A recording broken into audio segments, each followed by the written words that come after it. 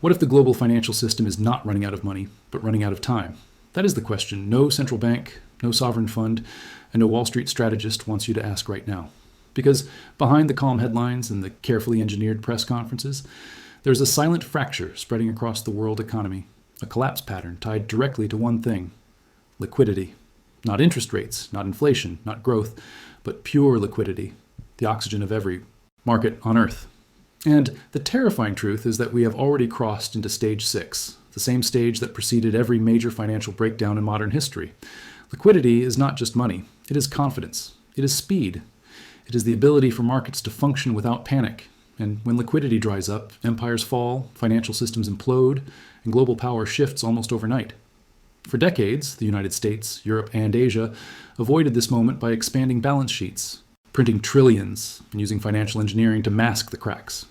But there is a limit to how long you can stretch a system built on leverage, derivatives, and the belief that liquidity will always be there when you need it. The pattern is not new. You see the same structure in 1929 and 2008, in every sovereign debt crisis and every banking failure. First comes expansion, then overextension, then the quiet tightening that most people never see until it is too late.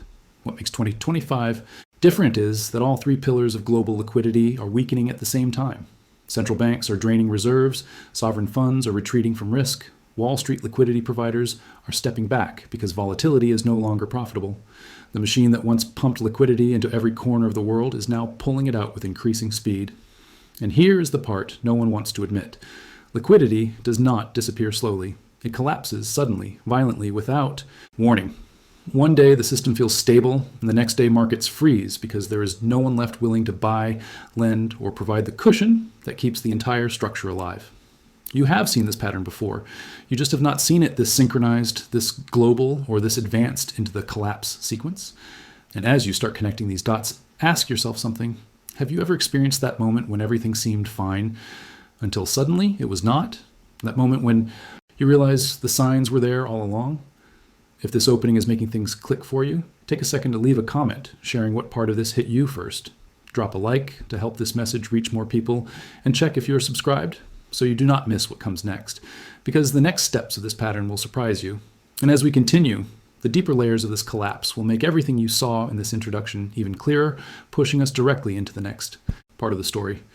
When you break down the mechanics of liquidity, you stop seeing markets as chaotic systems and start seeing them as predictable machines built on cycles. Liquidity expands, confidence rises, credit flows freely, and every participant feels safer than the numbers justify. Then, gradually and almost imperceptibly, the cycle turns. Liquidity contracts, credit tightens, and the entire financial structure begins shifting under the surface before anyone is willing to admit that something fundamental has changed. This is the hidden rhythm behind every major financial era. And once you understand how it works, the events unfolding from 2020 to 2025 become far less mysterious and far more alarming. Expansion cycles always start with abundant reserves. Central banks flood the system with cheap money, banks increase lending, asset prices surge, and investors grow comfortable with levels of risk they would have rejected only a few years earlier.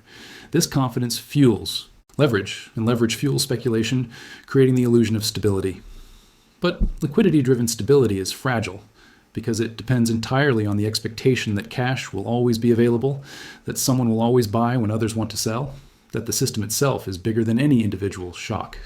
This expectation is the most dangerous illusion in global finance, because it conditions entire nations to believe that liquidity is infinite. But every expansion contains the seeds of its contraction. As assets inflate and debt accumulates, liquidity providers begin to reassess risk.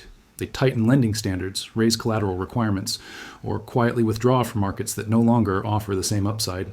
Meanwhile, central banks, facing inflation or currency pressures, begin reducing their balance sheets. At first, the changes seem minor: a few billion in reduced repos, a small rise in policy rates, a slower pace of asset purchases. But liquidity does not respond. Linearly, these small adjustments compound across the financial ecosystem, shrinking the flow of money that once kept everything moving. As liquidity drains, markets begin to behave differently. Spreads widen, volatility rises, and once liquid assets suddenly require deeper discounts to trade. Hedge funds that relied on fast execution and predictable liquidity start reducing exposure. Corporations that depended on cheap debt feel pressure as refinancing becomes riskier. And sovereign borrowers, The ones once considered too large to fail suddenly face yield spikes that send shockwaves across entire continents. This shift always begins in silence. No crisis, no headlines, just a subtle tightening that grows heavier each month until the structure bends under its own weight. And this is where the danger becomes unmistakable. Liquidity cycles do not reverse themselves. Once contraction starts, the system moves toward a tipping point where the absence of liquidity becomes self-reinforcing. Buyers step back because sellers are desperate. Lenders hesitate because borrowers look weaker. Institutions hoard cash because volatility undermines trust. By the time the public realizes what is happening, the cycle is already deep into its transition, and the forces that once supported the economy are now accelerating its decline. And as this tightening continues, the next phase of the collapse pattern begins to reveal itself, pushing us further into the mechanics that drive every major financial breakdown. To understand why the liquidity cycle tightens with such destructive force, you need to look directly at the institution that shapes every expansion and every collapse without ever admitting it publicly: the central bank. Behind the press conferences, behind the technical language, behind the carefully measured sentences, central banks operate as the invisible engine of global liquidity. They decide when money accelerates and when it evaporates, when markets feel invincible, and when they suddenly face the hard edge of reality. And what most people still fail to grasp is that central banks rarely react to crises. They create the conditions that make crises inevitable long before they appear. For decades, central banks expanded balance sheets under the assumption that liquidity injections could fix any structural weakness. Every shock, every slowdown, every market panic was met with the same playbook: lower interest rates, buy assets, flood the system. This engineered a belief that central banks were omnipotent, that they could always print enough liquidity to offset risk, erase losses, and keep asset prices rising in a straight line. But there is a consequence to rescuing markets repeatedly. Each intervention encourages more leverage, more speculation, more dependence on liquidity that was never meant to be permanent. The financial system becomes addicted, and central banks become trapped in their own strategy. Once inflation and currency stress begin to appear, the same institutions that spent years inflating the system are forced to reverse course. This reversal is never gentle. When central banks withdraw liquidity, they pull the foundation out from under every market simultaneously. Reserves shrink, credit creation slows, and the signals that once encouraged risk-taking suddenly flip toward caution. Investors who built their strategies around endless liquidity are caught unprepared. Banks tighten, funds deleverage, cross-border. Flows begin to freeze, and the system transitions from abundance to scarcity faster than the public can comprehend. But the hidden danger lies in the timing. Central banks always tighten later than they should and always more aggressively than they intend. They hesitate until inflation becomes undeniable, until asset bubbles are too large to ignore, until the political pressure to act outweighs the fear of breaking the system. By the time they finally restrict liquidity, the economy is too fragile to absorb the shock, and what follows is a chain reaction. Asset prices begin to fall, confidence weakens, and liquidity providers rush to exit the markets they once flooded with capital. This creates the very crises central banks claim to prevent. And as liquidity deteriorates, the illusion of control dissolves, balance sheet reductions that were expected to be smooth turn violent. Reserves that once seemed abundant vanish. The markets begin to operate on fear rather than confidence, and the liquidity that supported the global economy for more than a decade becomes a memory. This is the turning point in every collapse pattern, when the institutions that built the expansion inadvertently ignite the contraction, pushing the system deeper into instability and closer to the stage that exposes the true fragility beneath the financial architecture. As central banks tighten and the first fractures spread through the financial system, another group steps quietly into the spotlight, shaping the crisis from the shadows: sovereign wealth funds and mega investors. These institutions do not simply react to global liquidity cycles, they amplify them. They manage trillions, move faster than governments, and influence markets on a scale almost impossible for the average person to imagine. Their decisions are not made for public stability or national interest. They are made to preserve capital, protect accumulated power, and shift risk away from themselves long before the broader economy feels the consequences. And once they change direction, the ripple becomes a tidal force. Sovereign funds are often described as stabilizers, long-term investors insulated from daily volatility. But that image collapses the moment liquidity tightens. When funding pressures rise, when asset valuations lose their artificial support, when geopolitical tensions escalate, these funds become some of the fastest sellers in the market. They offload equities, reduce exposure to emerging markets, unwind leveraged positions, and redirect money into short-term safe havens. This sudden repositioning drains liquidity from markets already stressed by central bank tightening, accelerating the very downturn they claim to avoid. Their size turns a correction into a shock, and a shock into a systemic event. The same pattern unfolds among private mega investors. Hedge funds, private equity giants, and quantitative liquidity providers operate under models that assume liquidity will always be available until the moment it is not. They pull back instantly when volatility rises because their algorithms and risk systems are designed to flee uncertainty. When these players exit, they do not exit slowly. They step away entirely, leaving markets thinner, more fragile, and more vulnerable to rapid price swings. What appears to be a minor shift in sentiment becomes a collapse in market depth, and assets that once traded smoothly now seize in place. This interaction between sovereign funds, mega investors, and central bank tightening creates a feedback loop. Each group reinforces the actions of the others. Central banks drain reserves. Sovereign funds protect their capital by withdrawing from risk. Wall Street players detect the shift and pull back even harder. The result is a synchronized retreat from liquidity that spreads across continents and asset classes simultaneously. No single institution intends to trigger a crisis, but together they accelerate the collapse pattern faster. Then policymakers can respond. And as this retreat continues, the illusion of controlled markets fades, prices move without warning, liquidity gaps widen, and even the largest financial players begin to acknowledge, quietly, never publicly, that the system has entered a phase where stability depends on hope rather than structure. You can trace every major financial crisis back to this moment, the instant when the biggest players stop supporting the market and start protecting themselves. It is the turning point that transforms a hidden tightening into something impossible to ignore, and its effects will shape everything that comes next in this unfolding sequence. The most dangerous phase of a liquidity contraction is not when markets crash, but when they remain deceptively calm. This calm is not stability. It is silence before impact, the moment when stress builds beneath the surface and every indicator that truly matters begins to flash red long before the public notices. These signals rarely make headlines. They are buried in technical reports, hidden inside balance sheets, or disguised as normal fluctuations. But together they form a pattern that has preceded every major liquidity crisis of the past century, a pattern now repeating with unsettling precision. One of the earliest and most reliable signals is the sudden widening of funding spreads. These spreads are the invisible arteries of the financial system, determining how easily institutions can borrow short-term money. When spreads widen, even slightly, it reveals a shift from confidence to caution among the lenders who understand the system best. They begin demanding higher compensation for risk, not because something has already broken, but because they sense that something is about to. Once this shift starts, liquidity becomes harder to access, even for institutions that were previously seen as unquestionable pillars of strength. Another quiet signal emerges in the behavior of corporate refinancing. Companies that once refinanced debt effortlessly begin postponing issuance or accepting far worse terms. Investors demand higher yields, more collateral, or shorter maturities. Even the largest firms, the ones with stable cash flows and global recognition, feel the pressure. The reason is simple. In a tightening cycle, lenders prefer to hold cash, not promises.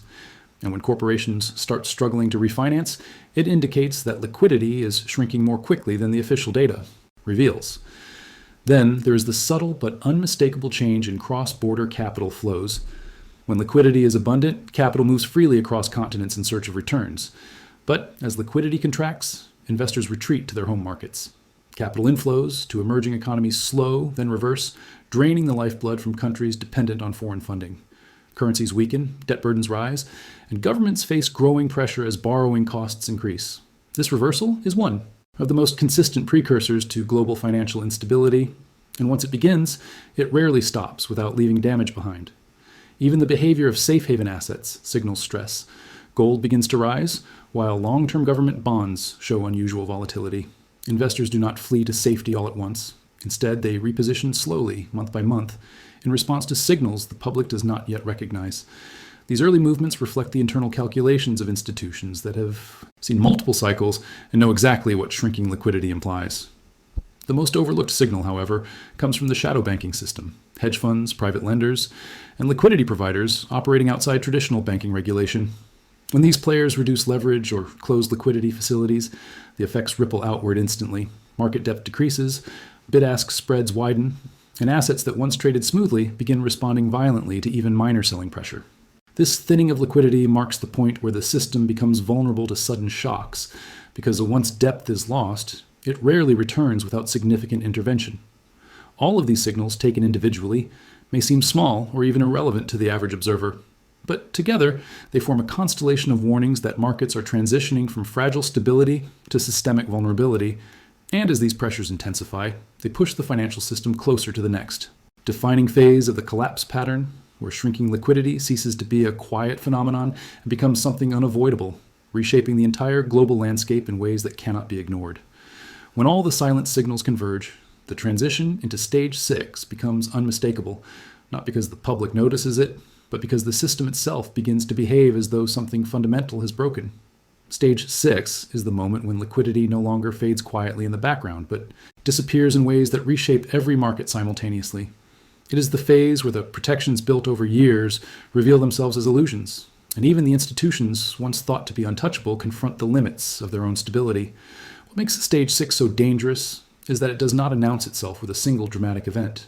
Instead, it unfolds through a series of fractures that accelerate until the structure can no longer hold its weight. The first defining characteristic of Stage 6 is the disappearance of reliable buyers. Markets rely on a constant stream of participants willing to absorb selling pressure, but when liquidity reaches this stage, those buyers evaporate. Asset managers step back, hedge funds reduce size, market makers widen spreads or withdraw entirely. Trades that once executed instantly now stall, forcing sellers to accept steep discounts just to exit positions. This breakdown is not emotional, it is mechanical. When liquidity providers sense that conditions are deteriorating faster than they can adjust, they move to safety, and their absence creates the vacuum that pulls everything downward. The second defining element is the weakening of collateral values. In previous stages, assets served as dependable backing for loans, leverage, and financial commitments. But in Stage 6, the decline in liquidity forces institutions to revalue the collateral they once trusted. Lower collateral values reduce borrowing capacity, triggering margin calls, and forced sales. Those forced sales depress prices further, creating a cycle that feeds on itself. This dynamic has appeared in every major crisis, from the Great Depression to 2008, and it always follows the same pattern. The moment collateral loses credibility, leverage becomes toxic, and the system destabilizes. Another hallmark of Stage 6 is the fragmentation of global markets. In periods of abundance, capital flows freely across borders, but when liquidity dries up, markets begin to decouple. Countries with strong reserves protect themselves while weaker nations face soaring yields, currency collapses, and capital flight.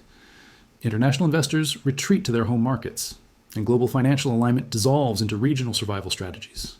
This fragmentation makes recovery far more difficult because once liquidity becomes localized, the contagion spreads unevenly, creating pockets of extreme vulnerability that amplify the broader downturn. Perhaps the most alarming aspect of Stage 6 is the behavior of the institutions traditionally seen as last lines of defense. Central banks, sovereign funds, and major lenders, once confident in their ability to stabilize markets, face constraints they cannot easily overcome. Inflation limits stimulus, political pressure restricts intervention, balance sheet losses undermine credibility. The tools that worked in past crises no longer function the same way because the source of the instability is not a single sector or asset class, but liquidity itself. When liquidity collapses, even the strongest institutions must prioritize survival over rescue. And this is where the true nature of Stage 6 becomes clear. It is not simply a financial contraction. It is a structural shift in which liquidity scarcity forces every participant to act defensively. Every decision becomes a calculation of risk rather than opportunity. Every institution looks inward rather than outward. And every market begins operating under the weight of uncertainty instead of the momentum of confidence. The longer this phase lasts, the more it reshapes behaviors, expectations, and global dynamics, pushing the world economy toward outcomes that once seemed unthinkable. And as this transformation accelerates, the forces that benefit from chaos begin to emerge more clearly, revealing the next layer of the collapse pattern. When liquidity enters Stage 6, a strange and unsettling paradox emerges. The real economy begins to suffocate, yet Wall Street seems to move with an eerie sense of purpose, almost as if the chaos benefits it. And in many ways, it does. The financial sector has always been built to survive turbulence by shifting risk outward, absorbing gains when liquidity is abundant, and externalizing losses when the system burns. But in Stage 6, this dynamic becomes sharper, more aggressive, and far more consequential. The very mechanisms that once offered support now accelerate the unraveling, creating a divide between financial power and economic reality that grows wider with every month. The first reason Wall Street thrives in the early phases of collapse is its ability to pivot at a speed the real economy cannot match. When liquidity dries up, corporations cannot rewrite debt, renegotiate supply chains, or rebuild their financial structures overnight. But large financial firms can, They unwind positions, short collapsing sectors, shift into volatility trades, or accumulate distressed assets at discounted prices. They have no obligation to preserve jobs, protect industries, or maintain stability. Their sole objective is survival and profit. And in an environment where liquidity contraction exposes every weakness, opportunities emerge faster than most institutions can react. The second advantage lies in information. Markets operate under the illusion that information is distributed evenly, but that illusion dissolves in stage 6. Large financial institutions have access to flows, order books, lending conditions, and risk signals long before the public or small investors see anything. They witness liquidity gaps forming in real time. They see capital retreat from sectors weeks before headlines catch up. This informational edge turns crisis into strategy, giving them the ability to position themselves on the right side of volatility while the broader economy struggles to understand what is happening. Then comes the most controversial aspect, the structure of modern finance. Rewards instability. When liquidity evaporates, volatility rises, and volatility is profitable for the institutions built to trade it. Options markets expand, derivatives spike, leveraged strategies become more valuable, and distressed assets offer astronomical returns for those with dry powder. Meanwhile, the real economy faces layoffs, rising borrowing costs, bankruptcies, and collapsing demand.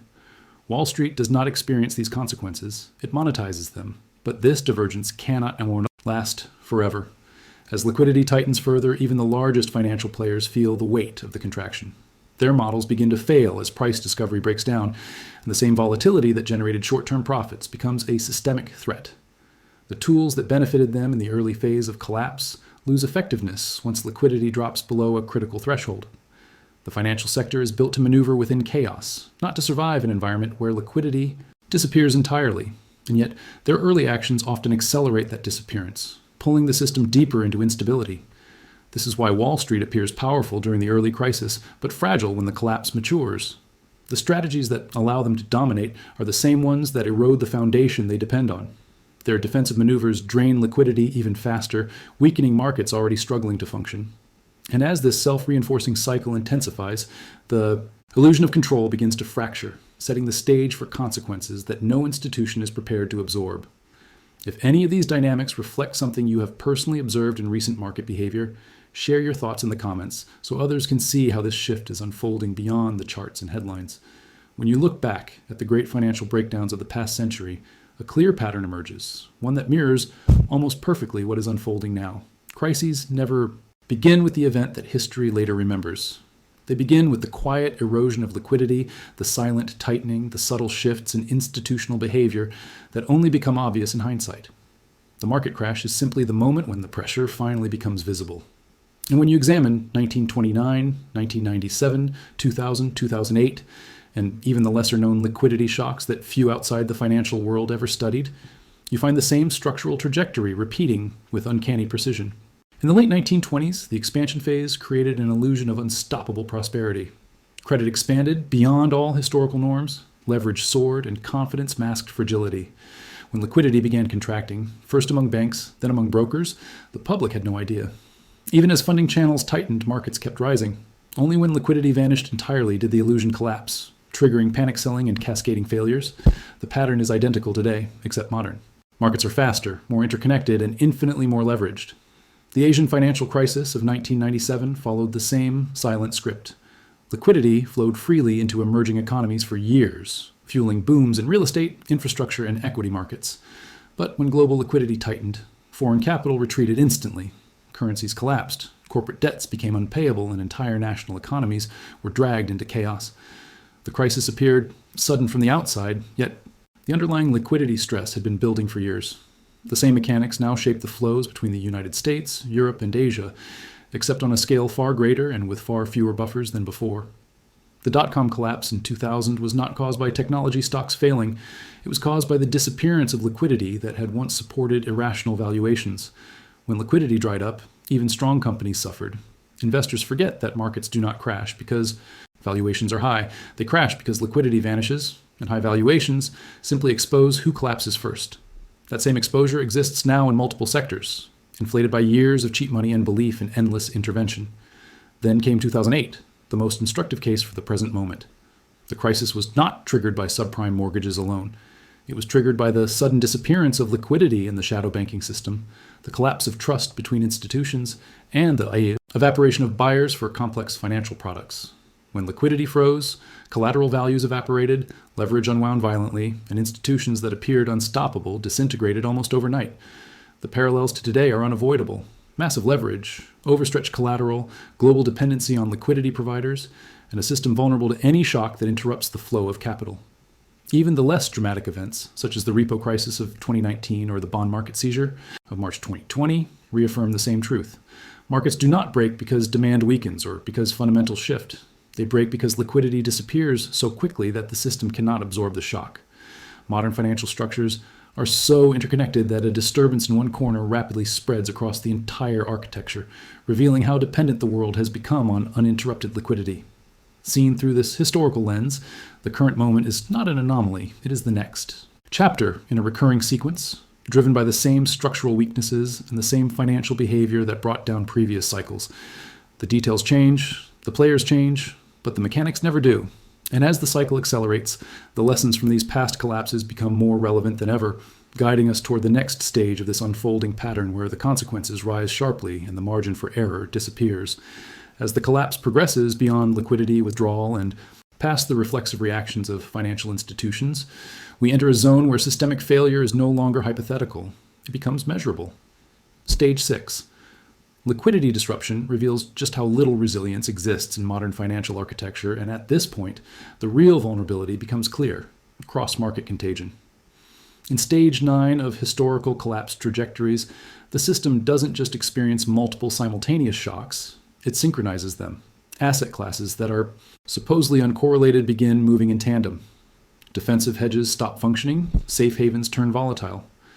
The traditional logic that underpins portfolio theory, risk balancing, and capital allocation begins to break apart in real time. This phenomenon is rooted in one simple but often overlooked truth. Liquidity correlations rise in crises. That is, as liquidity disappears, correlations between all asset classes tend to converge. During normal market conditions, investors believe that a diversified portfolio protects them against isolated downturns. But in a high volatility, liquidity-starved environment, selling becomes indiscriminate. Margin calls force liquidation across the board. Risk models become irrelevant because they are based on normal distributions that no longer apply. And institutional players, facing redemptions and capital calls, sell what they can, not what they want. This turns the entire market into a single trade. Sell everything, raise cash, survive. Even more dangerous is the velocity of these movements.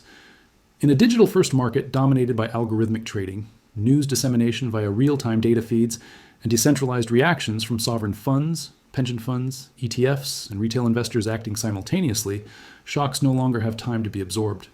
The domino effect accelerates beyond the capacity of central banks to intervene meaningfully.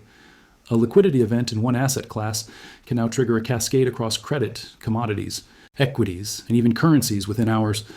There is no buffer zone left. The system is wired for instantaneous reaction. In these moments, even the tools of policy lose efficacy. Rate cuts cannot re-inject confidence when participants are no longer responding to forward guidance. Quantitative easing loses traction when counterparties do not trust collateral. Repo facilities and swap lines can delay the pain, but they cannot reverse structural deterioration. And the longer authorities wait to act, the greater the psychological decoupling between intervention and market response. In stage 6, it's not just about mechanics anymore, it's about trust. And once trust is compromised, no amount of capital is enough to restore order. What's most alarming is that the interconnectedness of global finance, once celebrated as efficiency, becomes a liability. Sovereign funds that hold large positions across multiple markets are forced to unwind positions globally. Insurance companies and pensions, thought to be stable long-term holders, become forced sellers. Foreign exchange reserves used to defend currencies get drained. And all of this happens while regulators debate lagging indicators and policymakers use outdated models. Meanwhile, liquidity continues to disappear, not in slow declines, but in sudden violent dislocations that nobody saw coming, until it was too late. As the collapse pattern reaches its final phase, the consequences of stage 6 liquidity evaporation are fully apparent. Markets no longer respond to conventional interventions. Governments attempt stimulus. Central banks flood the system with emergency measures. But the structural weaknesses embedded over years cannot be undone instantly. Liquidity, once abundant, has shifted from being a stabilizer to the most critical constraint in the global financial ecosystem. Every decision, every trade, every hedge now operates under the recognition that liquidity is no longer guaranteed, and survival depends on foresight, speed, and adaptability more than ever before. During this stage, systemic risk becomes systemic reality.